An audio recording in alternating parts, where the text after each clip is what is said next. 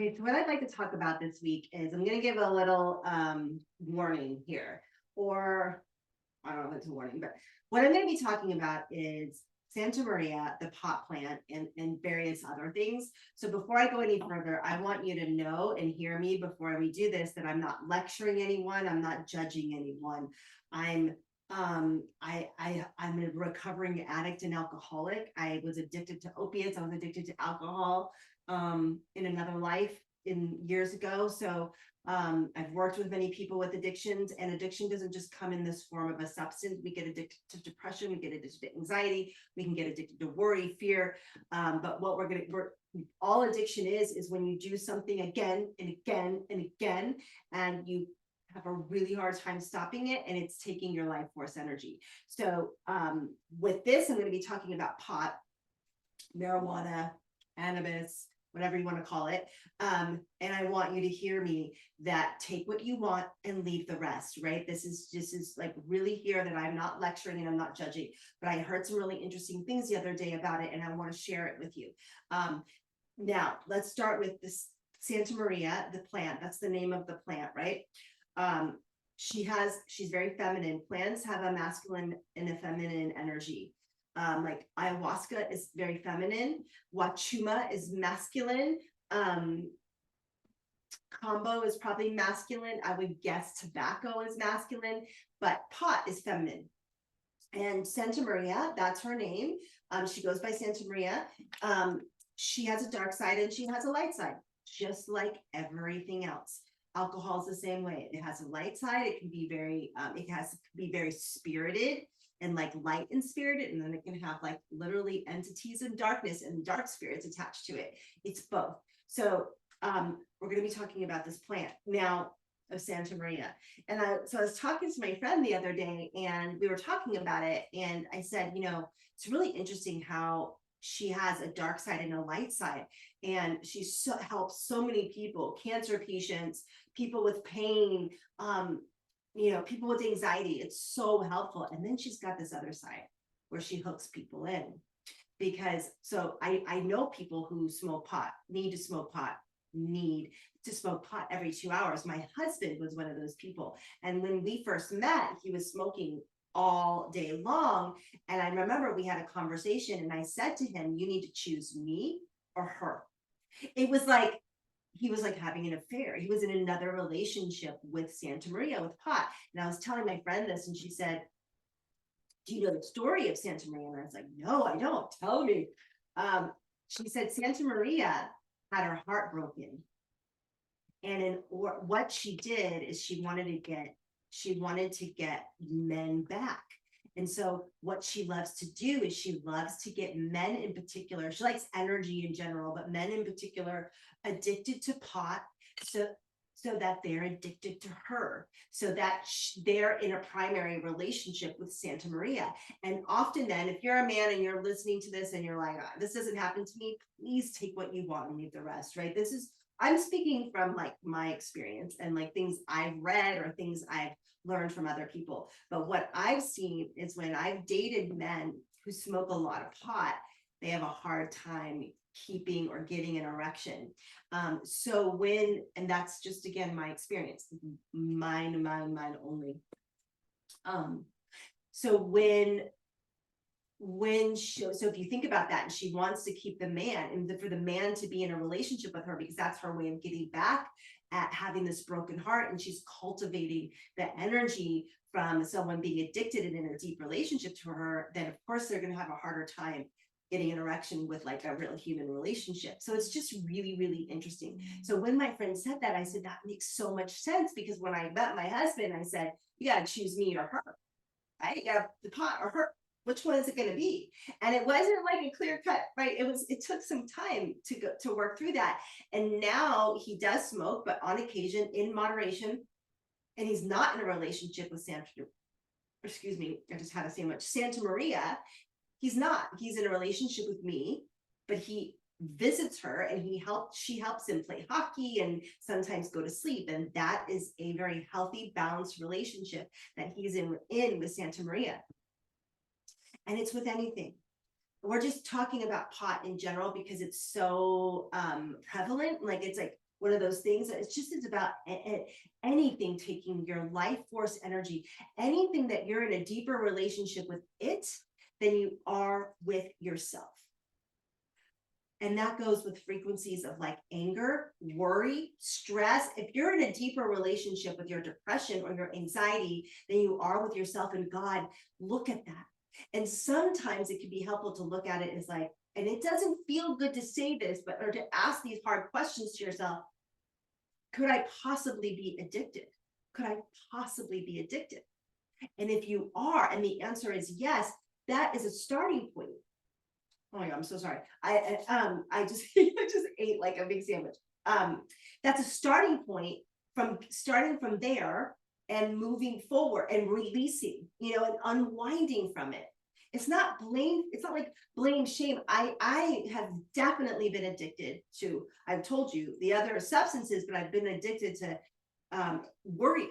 Worry was a definite addiction for me. And I would get so worried I wouldn't be present. So worried it would take me into another zone, but I was getting something out of it. And oftentimes these addictions, they start young, right? They start really young. And the frequency of worry led me to alcohol. So I'd worry, and like, fuck, I'm so sorry, excuse my language, sick of feeling this way. I'm gonna drink some alcohol so I can get out of myself. And there we go. Then the worry cycles into the alcohol, and it's like a figure eight, like this: worry, worry, worry, drink, worry, worry, worry, drink. Self-pity is another one. People get very addicted to feeling down about themselves, and doesn't realize that that's what's actually happening, is that frequency is winning instead of your life force frequency of your light, your power, and that frequency connected to God. But the thing with the Santa Maria is, what really struck me about that is the way she said that the plant wants you to be in relationship with her more than anyone else. And that's the shadow side, not the entire thing. Everything in moderation works, right?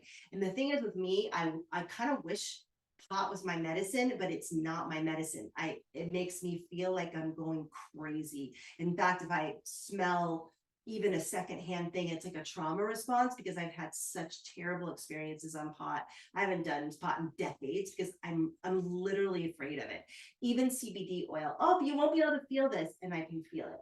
It's just not my frequency, but I know that it's an incredibly medicinal. But it's anything that we take, anything that we do, and we take it out of moderation and we bring it to another level. Alcohol is the same way, right? You drink wine, guess what happens? Your nervous system relax. You have a glass of wine, you're like, oh, I can relax. Then that's not a big deal. It's when you do it every day, and maybe that glass turns into a bottle, and maybe that bottle turns into hard liquor. That's where the things get thick. It's not the moderation, because even alcohol, a glass of wine is medicinal in and of itself. It can bring you closer to yourself. And so this is what I'm going to leave you with. Anything you're engaged with. Tobacco is a ceremonial. I've done ceremonial tobacco. It is so powerful. It like opens up the senses. It clears out the chakras. It's amazing. I forget what they call it. It's hard though. It's hard to do because you put it up your nose, but it's ceremonial tobacco. And then tobacco was basically stolen by the cigarette companies, and made this sacred plant into something that was highly, highly addictive, right? And then so they can make a lot of money. So there's the shadow side of tobacco, and there's a light side of tobacco. Same with ayahuasca. There is a shadow side for sure, and a light side. I've sat with many, many, many ceremonies, and there's a dark and a light. All of the medicines have it. Kambo, Wachuma, I can't think of any more right now. Kana, sassafras, they all have the light and the dark. But here's the question I want you to ask yourself. Whatever it is that you're engaged in, whether it's not even a substance, but maybe a pattern, is this pattern is this substance bringing me closer to myself and God? Or is it bringing me further away? Am I in an addictive relationship with it? And ask the hard questions. You're a spiritual warrior. We are in the time of the spiritual warrior. And as uncomfortable as it is, ask yourself the hard questions. Ask yourself the hard questions. And if I'm honest with myself, with worry, am I still addicted to it? Kind of. I'm recovering worry addict, but I'm not fully recovered yet because I can go into that frequency easily if I'm nervous or scared. Okay, so like, am I? Yes. So it's an ongoing, continuous detangling of that frequency. Ask yourself those questions. Then you can work from there when you're starting to get honest with yourself. And here's another thing. You're not, if you don't want to answer those questions, if let's say you're engaging in something, and let's say you are one of those people that smoke every day, all day long, there is no judgment, there is no shame, there is no blame, and you are not ready to ask yourself that question, then don't do it. Because if you're not ready, you're not going to shift it or change it. And you're like, maybe it's working for you right now. Maybe that's, if you are in a deep relationship with Santa Maria or the spirit of alcohol or whatever it is it working for you? Is it adding to your life or taking away from your life? These are the important questions. So I just thought I would share that story with you, because when we're conscious, we want to be really aware of what we're engaging in, and everything in moderation. I'm also addicted to coffee. Like, I am fully addicted to coffee. And let me tell you right now, I don't want to, I have no desire, like zero desire to change that. And like, I have people tell me all the time, you should really quit coffee. I drink coffee in the morning, and then sometimes I'll have like a cold brew in the afternoon, and I'm addicted. I don't want to go through the withdrawals. I really don't. I like the ritual of drinking coffee. But don't get in the way of me and my coffee in the morning, right? In the morning, that ritual and my relationship with coffee is more important than anything else in the morning. So I know that I'm addicted, because if I don't have the right cream and the right kind of coffee, I'm like, right? And it's like nothing can happen until I have that first drink of coffee. That's addiction. I'm fully addicted to it, right? And people say, oh, no, I don't want to. I don't want to. I really don't want to. I'm in that at this time of my life, I have no desire to quit coffee. So it doesn't bother my stomach. I don't have these repercussions. The only thing is, I know that some of my life force energy is 100% wrapped up in caffeine, 100%. So I'm asking myself the hard question. Yes, I'm addicted. Yes, I can be bitchy if I don't have my coffee in the morning. It takes precedent. And do I want to do anything about it right now? I really don't. So, and that's okay too. That's okay too. When the time is right, if I need to, I will. But being aware is the first step, is the very, very, very first step.